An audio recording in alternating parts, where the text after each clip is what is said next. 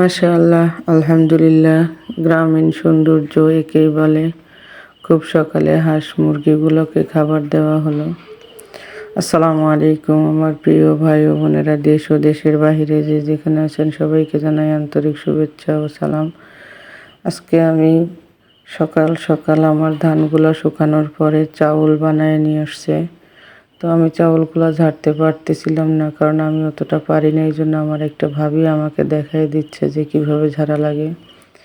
তারপরে নিজে নিজে চেষ্টা করব, ইনশাল্লাহ আস্তে আস্তে পারবো, কারণ কখনো তো করা হয় না, এই জন্য বেশি একটা পারি না। তো আমিও চেষ্টা করছিলাম, মাশাআল্লাহ অনেকটাই পারছি আগের চেয়ে। তো আজকে আমার এই চাউল ঝাড়া কাজ শেষ। এখন রান্না দেখাবো। করলা ভাজি, চিংড়ি মাছ দিয়ে কচুরলতি, চিংড়ি মাছ আর শাক ভাজি। তো দেখুন, টাটকা টাটকা শাক আমি এখানে রান্না বসিয়ে দিয়েছি। পুরো ভিডিওটি দেখানো সম্ভব না, কারণ অনেক বড় হয়ে যায়। এমনিতেই আমার আপু ভাইয়েরা আমার বেশি ভিডিও দেখে না, হয়তো একটা কমেন্ট করে চলে যায়। ভিডিও হয়তো মোটে ভালোই লাগে না, এই জন্য। তো আপনারা আমাকে সাপোর্ট করবেন, আমি যেন একটু ভালো ভিডিও বানাতে পারি, সেজন্য দোয়া করবেন আমার জন্য।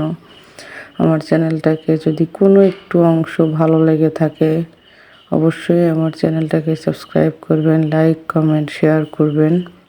দেখুন মাশাআল্লাহ কত সুন্দর হয়েছে, টাটকা সবুজ কালারের লতি রান্না করেছি আমি, মাশাআল্লাহ, চিংড়ি মাছ দিয়ে। আর এখানে আমি সবুজ করে, একদম সবুজই থাকবে আমার করলা ভাজিটি। আর আমি করলাকে ঢেকে দেবো না, ঢেকে দিলেই কালারটা নষ্ট হয়ে যাবে। একদম নিভু জালে আমি ভেজে নেব। মাশাআল্লাহ, করলাগুলো ভাজা হচ্ছে। আসলে অনেক কিছু অনেক সময় দেখাতে পারি না, আবার অনেক বড় হয়ে যায় ভিডিও। সবাই ব্যস্ততার খাতিরে হয়তো ভিডিও দেখা হচ্ছে না। এই জন্য আমার আপু ভাইয়েরা আমাকে বেশি বেশি সাপোর্ট করবেন, আমাকে একটু লাইক দিবেন। তো মাশাআল্লাহ দেখুন, একদম সবুজ কালারের ভাজিটা হয়েছে, অনেক সুন্দর, খেতেও অনেক মজা হয়েছে। আর শাক ভাজির তো কোনো তুলনাই হয় না। শাকগুলার টাটকা টাটকা শাক ভাজি আমি একটু একটু করে দেখিয়েছি, কারণ বেশি দেখাতে গেলে অনেক বড় হয়ে যাবে।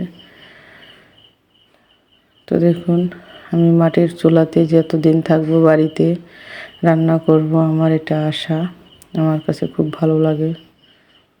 মাশাআল্লাহ অনেক সুন্দর হয়েছে। শাক ভাজির পর্যায়ে আমার শাকটাও ভাজি হয়ে গেছে। সকল রান্না রেডি। সবাই যে যেখানে থাকবেন সুস্থ থাকবেন, ভালো থাকবেন এই কামনা করি। আল্লাহ হাফেজ।